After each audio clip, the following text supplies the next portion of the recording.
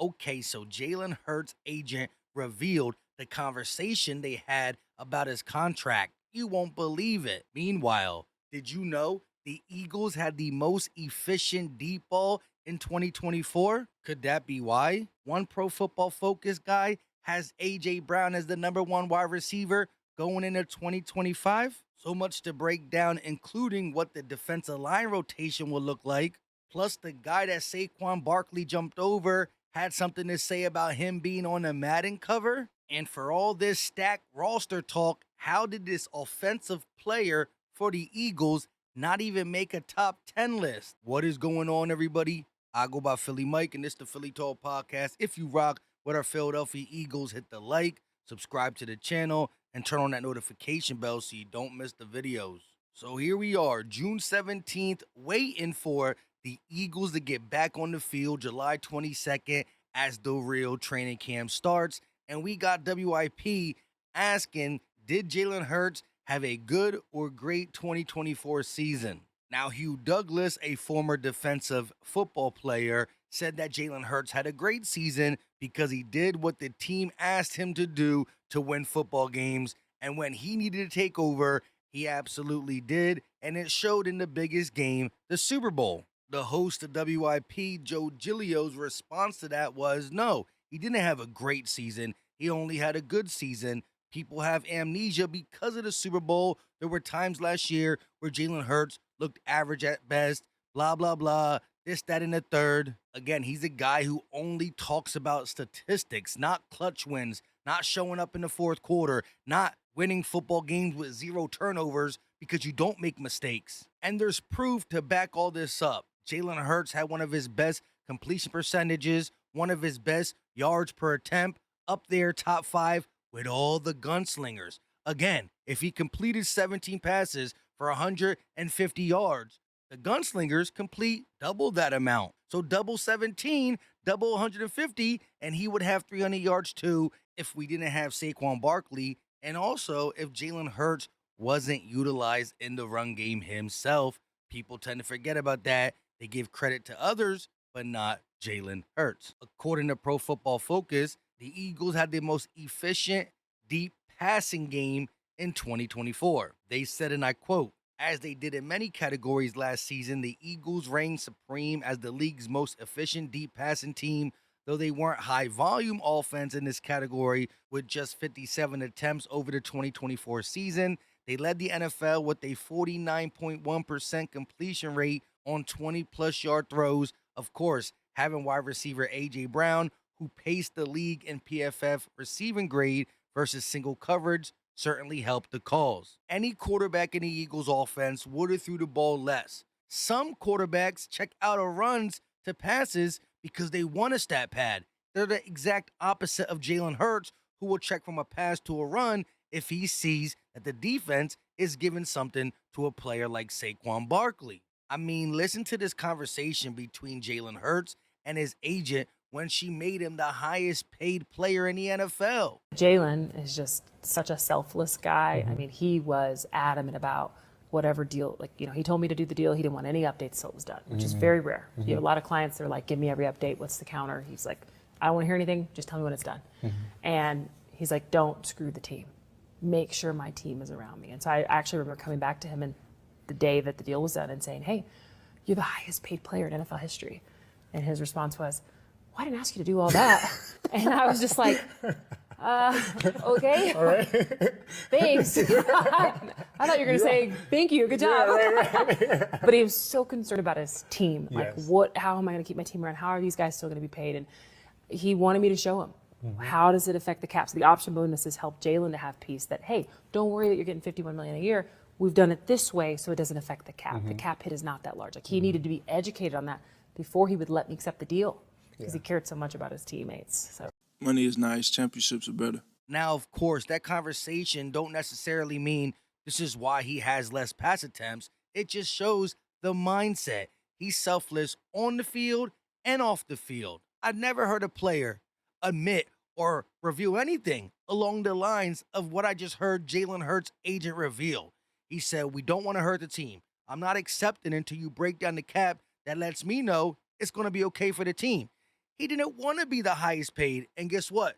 He's now not even top 10 as it pertains to quarterbacks due to when the contract was made. Shout out to Howie Roseman.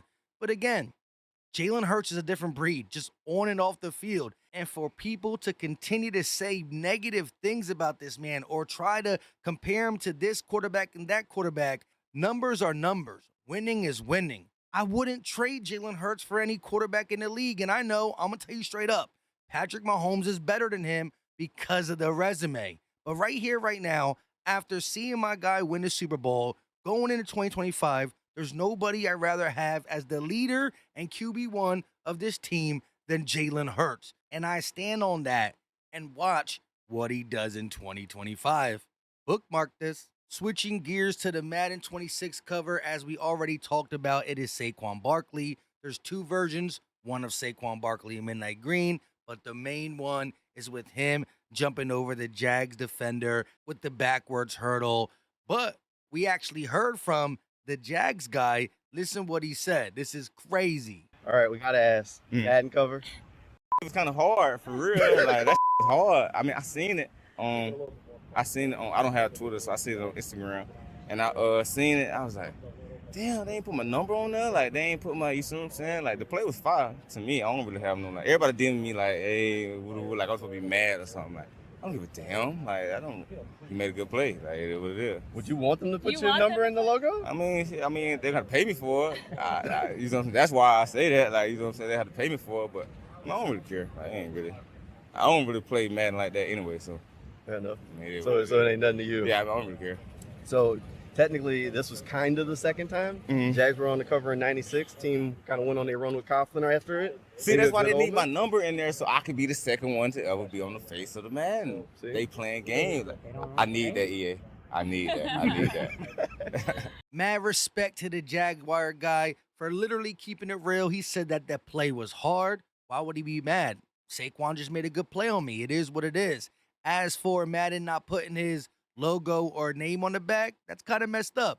Like they said, there hasn't been a Jag on here since '96. He could have been his second ever. So I think it was funny. He kept it real.